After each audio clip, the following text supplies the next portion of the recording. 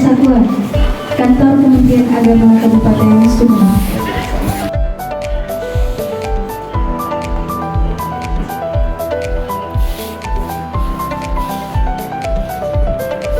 Indonesia Raya.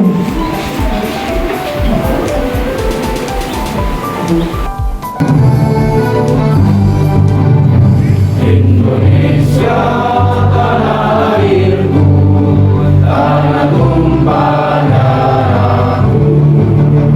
Di sanalah aku berdiri, jadi pandu hidupku.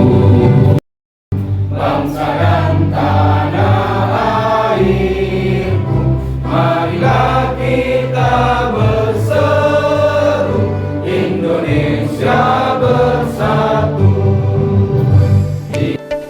Alhamdulillahirabbil alamin. Assalatu wassalamu ala asyrafil anbiya'i wal mursalin sayyidina Muhammadin wa ala alihi wa sahbihi ajma'in. Amma ba'du. Yang terhormat Kepala Kantor Kementerian Agama Kabupaten Sumedang, yang kami hormati Kansipenma bersama Ibu, yang kami hormati Kasubag, yang kami hormati Kepala Madrasah Ibtidaiyah Negeri 1 Sumedang, yang kami hormati Ketua dan Wanita Persatuan Din 1 Sumedang beserta anggota, serta seluruh Dewan Guru dan Ustadz-Ustadzah Umi Madrasah Ibtidaiyah Negeri 1 Sumedang. Beragama bagi guru ASN dan non-ASN, tenaga kependidikan, Dharma Wanita Persatuan, serta Komite Madrasah Min 1 Sumedang oleh Kepala Kantor Kementerian Agama Kabupaten Sumedang pada hari ini, Kamis 18 April 2024 dimulai.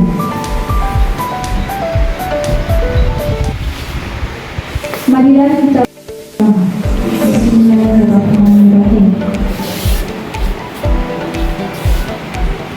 Agar pelaksanaan acara berjalan dengan siswi Min 1 Sumedang, kepada Ananda Raisa kelas 6A disilahkan.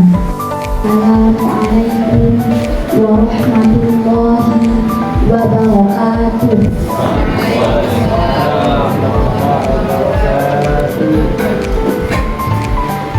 A'udzu billahi minasyaitonir rajim.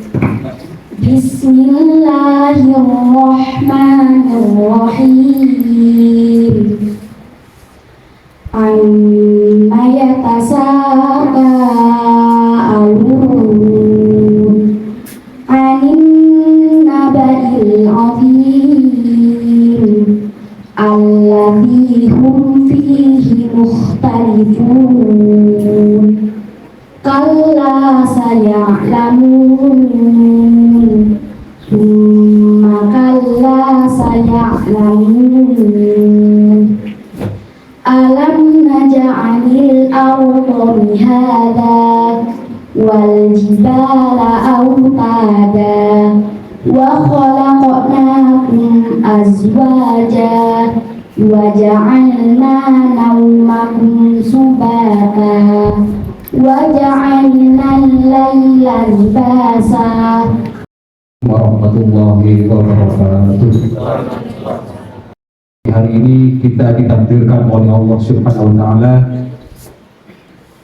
untuk bertatap muka, bersilaturahim di ruangan Min 1 Sumedang dalam suasana masih bulan Syawal, yang mana kita pada saat ini masih suasana Idul Fitri dengan aidin wal faidin wal maaf lahir dan batin. Salawat dan salam semoga tetap tercurahkan kehadiran Nabi kita Nabi Muhammad Sallallahu Alaihi Wasallam. Bapak Kepala Kantor Kementerian Agama serta Bapak, Ibu-ibu yang semuanya dimuliakan Allah Subhanahu Wa Taala. Tak banyak yang dapat kami sampaikan pada kesempatan siang hari ini. Yang pertama, saya menyampaikan banyak terima kasih yang sebesar-besarnya kepada Bapak Kepala Kantor Kementerian Agama Kabupaten Sumedang beserta Ibu Ketua Dharma Wanita Persatuan pada Kantor Kementerian Agama Kabupaten Sumeneb yang sudi hadir undangan kami dalam rangka penguatan moderasi beragama bagi guru baik ASN maupun non ASN di Min 1 Sumeneb. Perlu diketahui Bapak Kepala Kantor bahwa kegiatan ini sudah kami agendakan pada sebelumnya dengan tujuan agar kami diberikan penguatan sekaligus pembinaan, penguatan moderasi beragama bagi kami ASN dan non ASN, pendidik dan tenaga pendidikan serta keluarga besar Min 1 Sumeneb terkait dengan moderasi beragama. Maka dari itu kami sampaikan kepada yang terhormat Bapak Haji Abdul Wasid PDI selaku Kepala Kantor Kementerian Agama Kabupaten Sumeneb sudi nantinya memberikan pembinaan terkait materi moderasi beragama dan lain sebagainya. Selanjutnya, peserta pada kesempatan pada acara pagi hari ini adalah keluarga Masjid Min 1 Sumeneb yang terdiri dari guru Min 1 Sumeneb baik ASN maupun non ASN. Kemudian Ustadzah guru ummi atau guru Al-Quran, guru tahfidz di Min 1 Sumeneb. Kemudian anggota Dharma Wanita Persatuan pada Min 1 Sumeneb,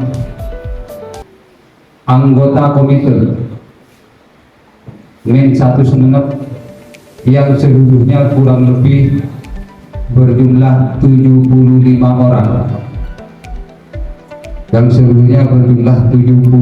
orang, namun ada beberapa dewan guru yang berhalangan hadir, sekitar ada 3 orang karena sesuatu hal, maka kami memakluminya.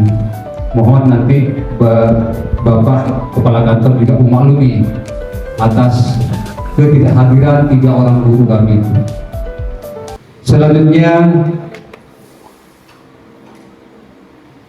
pada kegiatan ini kami sangat berharap Bapak Kepala Kantor memberikan penguatan baik itu kinerja kami, sehingga kami mempunyai kinerja ke depan lebih baik dari tahun-tahun sebelumnya. Maka dari itu, saya selaku Kepala Madrasah, Kepala Min 1 Sumeneb, banyak mengucapkan banyak terima kasih kepada Bapak Kepala Kantor, Bapak Kasubagil, Bapak Kasipenma, dan seluruh yang hadir pada kesempatan pagi hari ini atas dukungan terselenggaranya acara ini.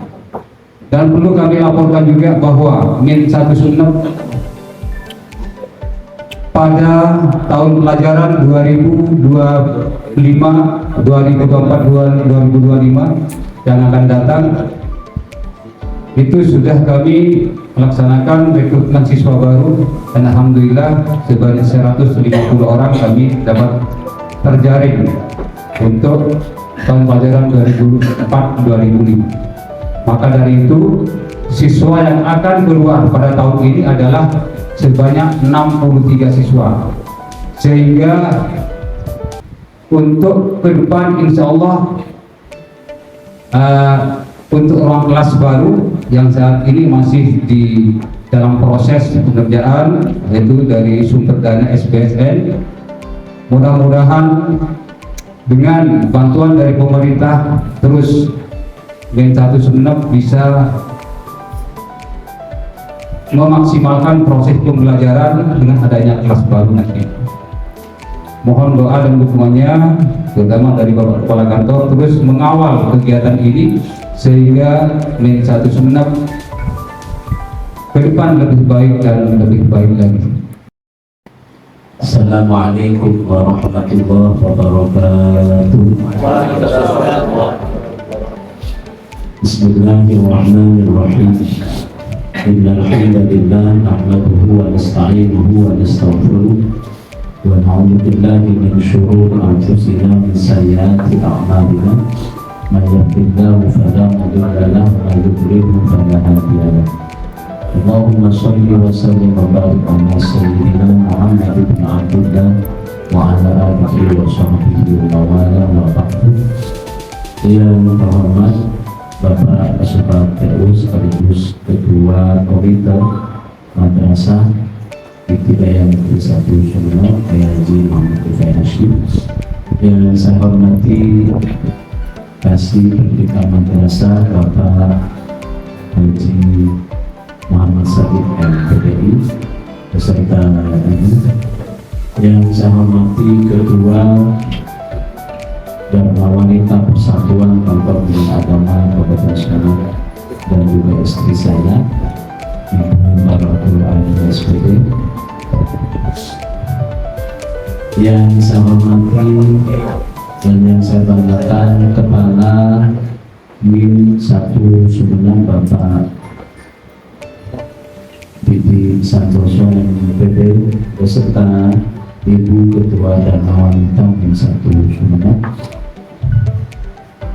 Yang saya hormati dan yang saya banggakan seluruh pengurus dan anggota Komite MIM 1 Sumeneb dan juga seluruh Bapak, Ibu, Guru, tenaga pendidik dan tenaga kependidikan serta Ustadzah Uli, semuanya hadirin hadirat yang saya hormati dan hafizahumullah. Alhamdulillah, kita bersyukur pada Allah Subhanahu wa taala, kita selalu mendapatkan nikmat sehat wal afiat dari nikmat iman dan Islam. Itu oleh karena itu kita harus selalu bersyukur karena dengan nikmat iman, Islam, sehat walafiat kita bisa menjalankan aktivitas dan berkhidmat di Madrasah Ibtidaiyah Negeri Sumeneb dan juga di pendidikan. Yang kedua, salawat dan salam kita aturkan kehadiran Nabi Muhammad Sallallahu Alaihi Wasallam. Bapak Ibu yang saya hormati, itu memang penting saya memang menyampaikan ke Pak Kepala MIM 1 Sumeneb Pak Didi. Jadi lebih spesifik nanti kita dan saya akan bicara tentang penguatan moderasi beragama, karena ini memang juga bagian dari pergantian kinerja Kepala Kantor Bidang Agama yang nantinya harus diturunkan kepada Kasupat, kepada Kasih, yaitu penguatan moderasi beragama bagi para guru, tenaga pendidik dan kependidikan. Kenapa ini menjadi penting? Karena memang arus paham yang berbeda itu sudah luar biasa di media sosial maupun di tempat-tempat yang lainnya, termasuk juga paham-paham yang kemudian itu mengikis rasa cinta kita kepada negara kesatuan Republik Indonesia. Dengan cara apa? Mendowngrade pemerintah.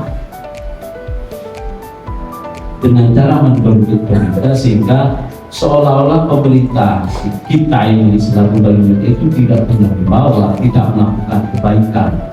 Sehingga ketika sudah tidak berwibawa, tidak seolah-olah tidak melakukan kebaikan, seolah-olah selalu zalim pada umatnya, pada masyarakatnya, sehingga maka orang juga menjadi mudah itu menghina pemerintah, yang menghina kita karena kita ini bagian dari pemerintah. ASN itu bagian dari pemerintah, yang guru seolah-olah tidak melaksanakan tugas dengan baik, yang kepala kantor seolah juga tidak melaksanakan tugas, kepala kanwil, menteri agama, presiden.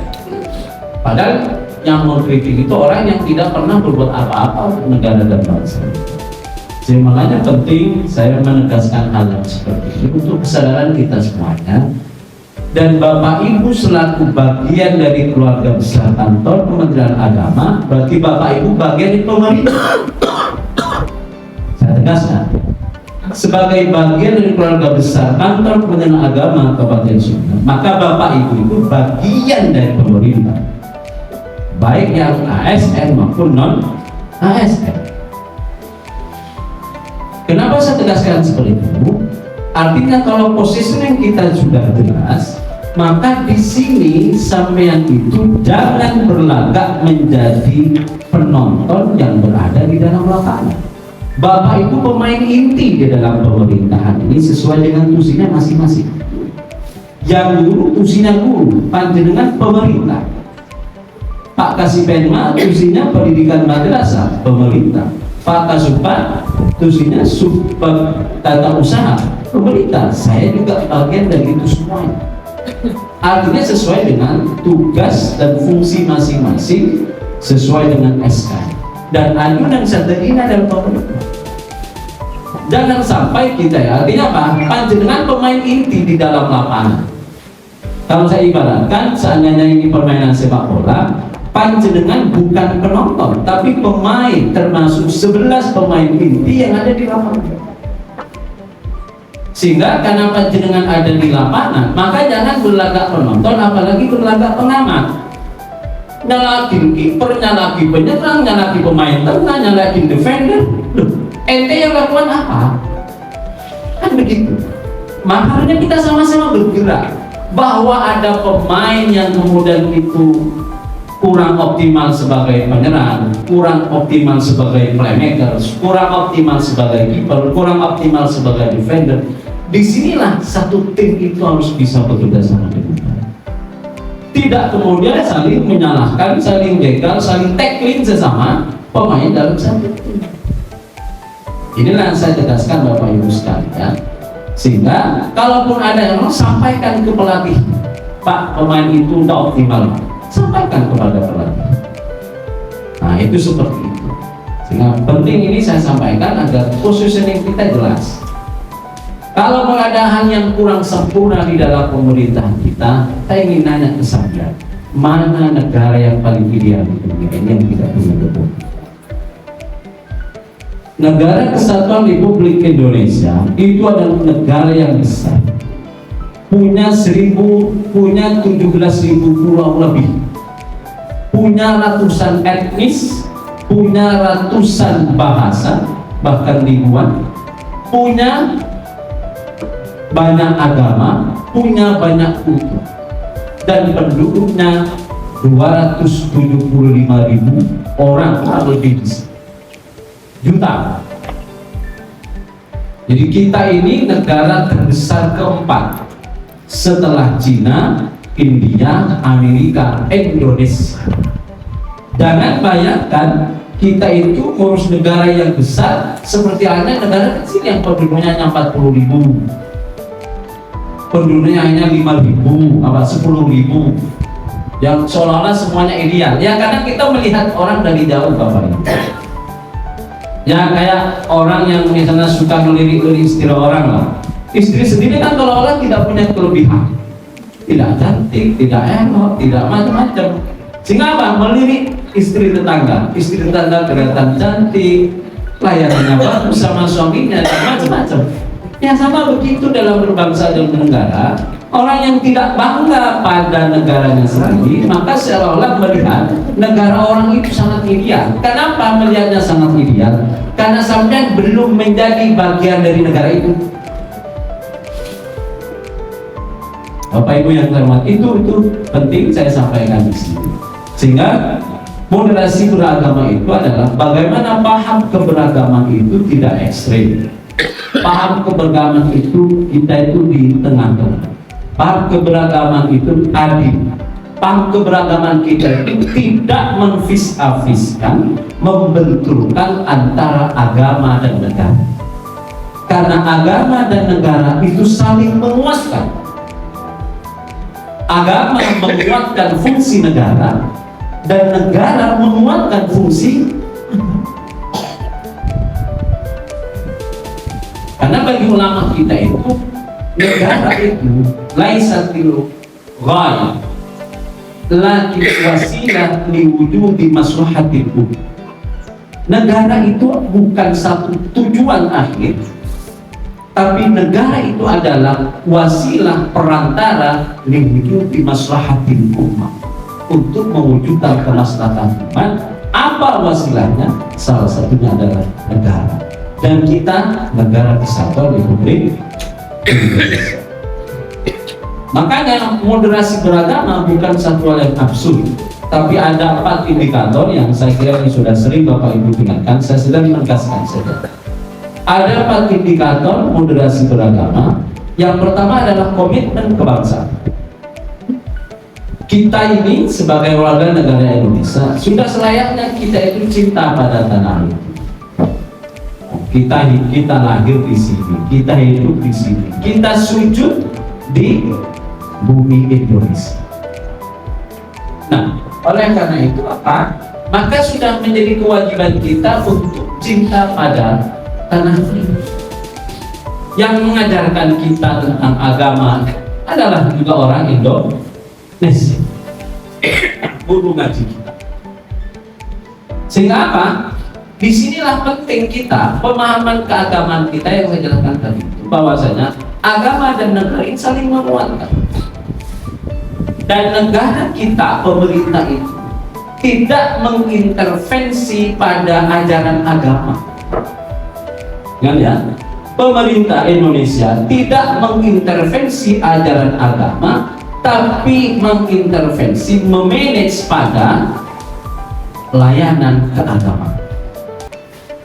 Contoh, dalam hal pernikahan, pemerintah itu tidak mengintervensi berapa rukun nikah, tapi bagaimana pencatatan nikah.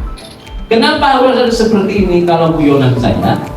Ya, karena orang hari ini itu tidak seperti sahabat-sahabat di masa kajian. Contoh yang kedua, dalam urusan haji. Dalam urusan haji, pemerintah tidak ikut menentukan rukun haji, tetapi memanage tata kelola haji, penyelenggaraan ibadah. Kali ini kaitannya dengan banyak orang. Kayak sekarang, jamaah haji itu 241.000, tertinggi sepanjang sejarah hidup. 241.000, terbanyak sedunia. Kalau sedunia bikin pada data saya, silakan dicari. Malaysia berapa? Nah, jadi ini kita terbanyak.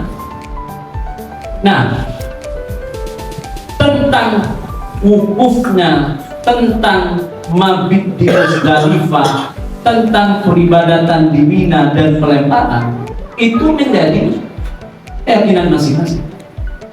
Tapi bagaimana pengaturannya, bagaimana keberangkatan jamaah, bagaimana kepulangan jamaah, bagaimana konsumsinya jamaah, bagaimana akomodasinya jamaah, itu tanggung jawab pemerintah. Anak pematangan lambol dah sudah makan. Udah, zaman penjajahan sudah dikelola. Jadi kita pada manajemennya, urusan rukun dan syaratnya itu menjadi kewenangan acara tanah. Tak kira mas, kita Indonesia nambah rukun haji, nambah boleh, bisa nambah. Tapi tata kelola penyelenggaraan ibadah haji itu menjadi tanggung jawab. Termasuk juga kenapa haji di Indonesia kok lama? Apa karena pemerintahnya tidak perlu Arab Saudi? Kita itu tak begitu lama, yang lama Malaysia sampai 104 tahun. Nah ini Bapak Ibu sekalian, jadi komitmen kebangsaan artinya bahwa kita itu, apalagi kita ini bagian dari negara, bagian dari pemerintah. Kita makan, pangapora kasarnya, kita makan dari gaji 13 atau ditoron agwa gitu. Apa bila toron esek, berarti mau esek berarti cair. Artinya apa? Kita ini hidup dari pemerintah. Yang pengen jadi guru, semua mungkin panjenengan guru-guru yang berkompeten, guru yang profesional, insya Allah. Tapi apakah di luar panjenengan yang non ASN kemampuannya di bawah panjenengan semuanya? Belum tentu. Karena nasib panjenengan dapat SK sebagai guru PNS, guru P3K, sehingga panjenengan mengajarnya dibayar oleh pemerintah. Pemerintah siapa dalam hal ini? Kemenang. Terus Kemenang dari mana? Dari Kemenkyu. Kemenkyu dari mana? Dari Presiden. Selaku pimpinan tertinggi di negara kesatuan Republik. Inilah alurnya Bapak Ibu. Nah, itu yang pertama mengenai komitmen kebangsaan. Makanya kita tidak usah ragu lagi dengan negara kesatuan Republik. Ulama kita sudah bikin kriteria kok. Apa kriteria di negara para ulama kita? Al-musawah, kesetaraan, tidak ada diskriminasi. Al-adalah, ada keadilan di situ. Al-musawah, al-adalah, kemudian ada riqabatul ummah, pengawasan melekat dari masyarakat. Sehingga apa? Negara ini tidak perlu dikontrol oleh masyarakat. Dan sekali lagi, di dunia ini tidak ada negara yang ideal. Pasti punya kekurangan dan kelebihan masing-masing. Kita ini sudah nomor 3 dari seluruh kementerian yang ada di Republik. Bahkan sudah banyak penghargaan. Yang penghargaan itu bukan hanya sekedar penghargaan biasa, karena memang hasil kinerja kita semua. Itu yang pertama, komitmen kebangsaan. Yang kedua, indikator moderasi beragama yang kedua adalah toleransi. Toleransi antar umat beragama maupun toleransi internal umat beragama. Toleransi antar umat beragama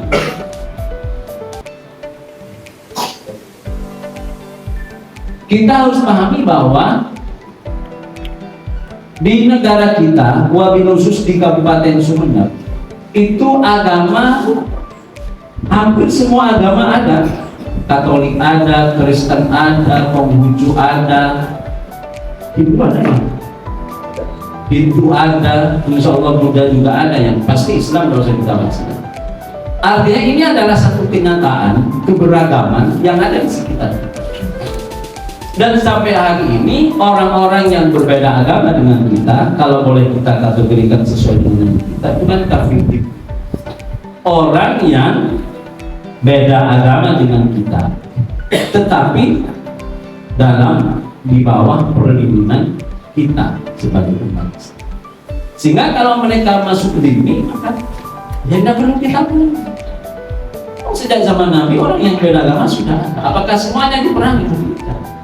Yang harus diperangi, yang ini. Apalagi kita sebagai mayoritas. Tentunya kita juga punya kewenangan untuk melindungi mereka yang berbeda.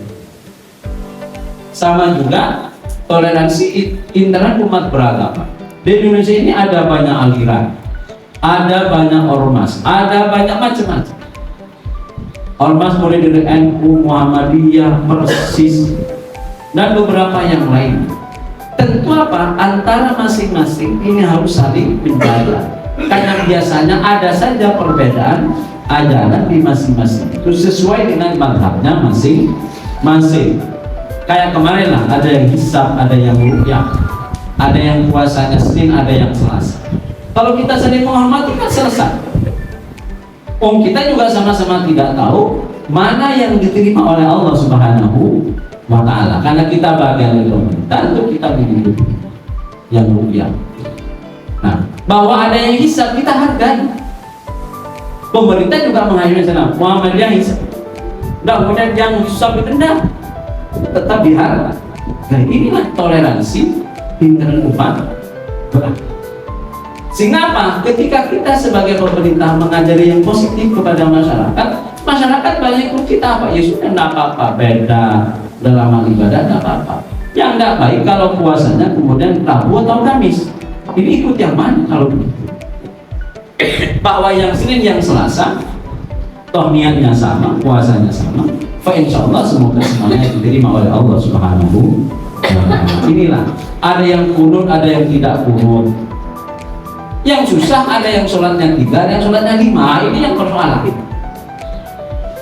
Karena kalau yang 5 waktu itu sudah tidak lagi wajib, tapi sudah tidak ada perdebatan. Ilmu syahadat kepada rukun Islam apa ada dan macam-macam perlu kita lihat. Yang ketiga, indikator dari moderasi beragama adalah anti kekerasan.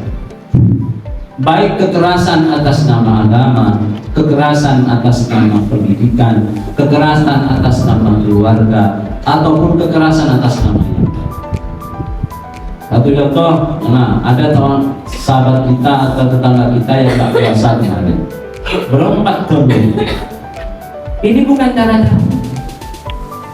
Tapi cara kata bil hikmah wal mau'izatil hasanah. Tidak nantang obor di warung buka obor. Ada beberapa pendekatan yang harus kita lakukan. Kita punya pemerintah, punya polisi. Prosedurnya harus kita ikut. Termasuk juga kekerasan atas nama pendidikan. Hari ini Bapak Ibu guru sekalian harus betul-betul berhati-hati. Konteksnya sudah beda. Jadi sampean pukul atau apa harus betul-betul, bukan kemudian kita lembek sama murid, tidak. Tapi aturan hari ini yang harus kita lihat dulu. Mau cuman lambek, mak boleh pun nampeleng, posisi remak, tak ada yang nuntuk. Sampai mendor ini tempeleng. Kenapa? Karena memang wali muridnya rata-rata ikhlas menyekolahkan anak. Kon pas rapi no.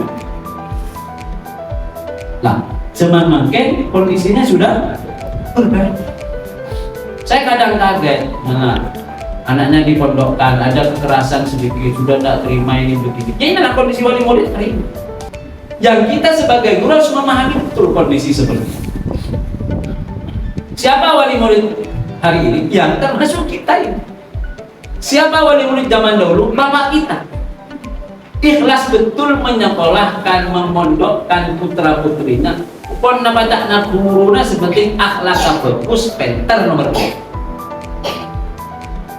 Itu wali murid zaman dulu. Wali murid zaman sekarang sudah sangat banyak berubah. Sehingga dalam situasi seperti ini kita harus betul-betul mewakili. Ya mungkin juga gurunya juga berbeda, guru zaman dulu dengan guru yang zaman sekarang. Bapak Ibu sekalian, menghukum anak, reward and punishment bagian dari keniscayaan di dalam pendidikan. Tapi menggunakan kekerasan harus banyak dipikir ulang. Supaya apa? Supaya penyelesaian masalah yang kita tetapkan tidak malah menimbulkan masalah di kesempatan yang sehingga bagaimana baik-baiknya kita pendekatan kepada murid, bagaimana wibawa seorang guru itu betul-betul dijaga. Karena kalau kita punya wibawa yang baik, tahu saya kosenopol, ada hembelang sabarwan menonton. Kalau kita punya wibawa, kadang anak guru nanti ada songgo naik sabar, semua lambat. Kita kalau guru kan songkoi sabar, jalan gurunya kemana begitu kan? Bagaimana memunculkan kewibawaan? Tentu pertama adalah kita sebagai guru harus menjadi uswah hasanah bagi murid-murid kita. Yang kedua adalah bagaimana kita betul-betul profesional. Artinya profesional, ya kalau kita lihat kompetensi guru yang apa? Kompetensi pedagogi, kompetensi keahlian profesi, kompetensi kepribadian, kompetensi sosial, kompetensi profesional, kompetensi pedagogi. Yang 4 ini kalau mau di bawah ada semuanya di sana. Artinya apa? Sampai menjadi uswah dalam perilaku dalam akhlak, kompetensi sosial dan individual. Nah, 2 kompetensi berikutnya, kompetensi profesional, ya kita harus menguasai materi kita. Menghukum sebagai iswah, ngajar tak bisa ngajar, tugas guru ya wibawa kurang. Bisa menguasai materi, cara ngajarnya kurang, kompetensi pedagogiknya tidak mantap, juga kurang. Tapi kalau 4 kompetensi ada di dalam diri kita, tahu siapa sih mokol yang jadi kan? Dengan dakwah. Ngajar tak mana, lapo-lampat, materi tidak menguasai, metode ya begitu-begitu. Metodenya pakai M2M dari mulut ke mulut, tidak pernah pakai media. Ya apa? Sehingga murid seolah-olah tidak dapat banyak hal dari kita, sehingga tidak ada yang bisa ditiru dari kita. Sehingga kalau sudah begitu susah. Kalau sudah seperti itu, anak berpotensi tangkolang, bila pun laku tangkolang banget, bila pun banget ini kan suka nantang tuh. Nah, boleh situasi nggak oke. Tahu lagi nggak pernah? Mau lihat Dong, mata elang kena BR dong. Mau tak saboran apa? Pulau apa? Pulau Pai kan masuk akal loh. Biasanya ada tinggal aku nih. Mau jalan ini kan? Mata elang kena BR dong. Cerita elang apa? Oh, baru mau pilih nggak sih? Tangan. Makanya di sinilah situasi yang sepertinya akan sering kita hadapi ke depan. Berapa lagi nih? Tepopet, pes, akhir bukelit, gitu kan? Nah, yang begini yang menantang sepertinya ini menjadi PR kita semuanya. Yang terakhir, indikator dari penerimaan terhadap tradisi. Artinya, penerimaan kita sebagai warga negara Indonesia terhadap tradisi-tradisi di masyarakat, kita harus adaptif. Menerima tradisi yang ada di masyarakat, tidak mudah mengharamkan, tidak mudah membid'ahkan. Karena kadang-kadang kita saja yang tidak punya pemahaman yang luas tentang tradisi tersebut. Kayak satu contoh, kita kemarin kan Idul Fitri. Idul Fitri kan ibu-ibu dari tanggal 20, 21 kan sudah sibuk. Apa? Dan apa macam-macam. Lotan. Nah, setelah itu apa? Di kita kan ada tradisi habis Idul Fitri biasanya pertama ziarah kubur. Setelah ziarah kubur kami main. Datang ke Kabel, ke Taretan, ke Sapompo, ke Macerdi, ke Guru. Setelah itu apa? Bermaaf-maafan. Ini satu tradisi yang ada di kita di Indonesia. Belum tentu ada di negara yang lain. Ada kemudian kalau sekian browsing, ada yang kemudian ini, wah ini tidak boleh mengkhususkan silaturahim di Idul Fitri, mengkhususkan bermaaf-maafan di Idul Fitri. Makna pun saya tak boleh menolak. Apa? Ini satu ajaran agama yang mentradisi di kita, dan ini sangat baik. Kalau tidak di momentum Idul Fitri, kita jarang silaturahim. Kalau tidak momentum Idul Fitri, bermaaf-maafan kita malu. Mau awalnya coba dek malam mendengar. Entar kata tangga, asal kok. Kan aneh tuh, benar sih kalau orang mati. Tapi kalau Idul Fitri, kita enak. Dan dengan kita bermaaf-maafan, maka kita termasuk minal aidin wal faizin. Aidin kembali ke fitrah. Artinya apa? Tidak punya dosa. Dosa kepada Allah diampuni dengan ibadah Ramadan. Dosa kepada manusia diampuni dengan kita bermaaf. Apalagi sekarang sudah ada media WA. Tak baca kirim, mereka tidak mencet silam. Mari kirim. Ya semoga ini menjadi apa? Pintu maaf di masing-masing. Semoga mereka peka terhadap digital. Ya sudah, ini berarti sudah pada nol berarti. Sekarang pada tak macam masih tuntas lah pada boleh nak biasa nih berupa apa.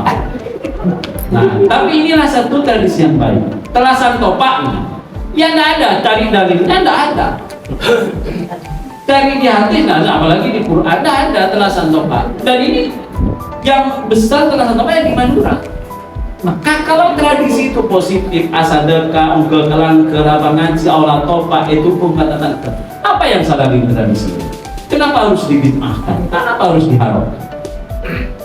Lain boleh telasan topak kemudian dirayakan dengan hal-hal yang negatif. Nah, kalau saya yang begini, misalnya liburan, wallahu a'lam bishawab. Yang terakhir Bapak Ibu sekalian, saudara wanita, ibu-ibu dan wanita, ini adalah pendukung full kepada suami mantunya. Jadi suaminya istri para ASN ataupun juga ASN yang ibu-ibu itu secara otomatis menjadi anggota Dharma Wanita. Maka kalau yang di huruf min 1 berarti anggota Dharma Wanita min 1 sunnah, yang keduanya adalah istrinya Pak Didi. Sehingga apa? Tentu kegiatannya adalah kegiatan yang berorientasi bagaimana pengembangan kompetensi Bapak Ibu sekalian sesuai sebagai Dharma Wanita, membangun kebersamaan, kegiatan sosial keagamaan dan lain sebagainya. Yang penting bagaimana kegiatan terus ada dan selalu positif. Nah, tentu karena dharma wanita ini sangat penting adanya, maka perlu saya kira di masing-masing dharma wanita ada acara rutinan apa sebulan sekali. Karena kalau tidak ada rutinan, ketemunya hanya sesuai momentum.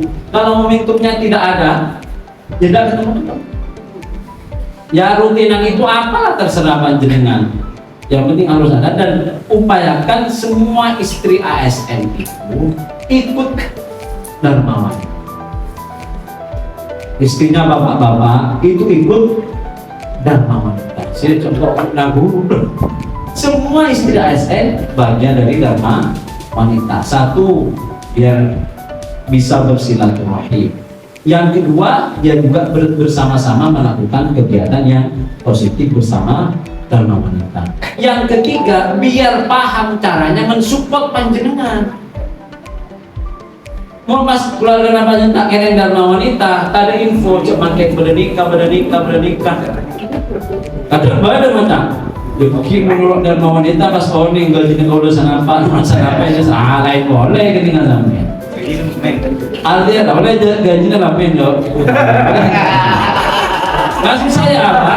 Dengan ikut dharma wanita, bapak ibu sekalian, maka akan ada banyak info yang bisa didapatkan oleh istri-istri panjenengan semuanya, termasuk agar relasinya semakin luas, kemampuannya semakin meningkat. Sehingga apa?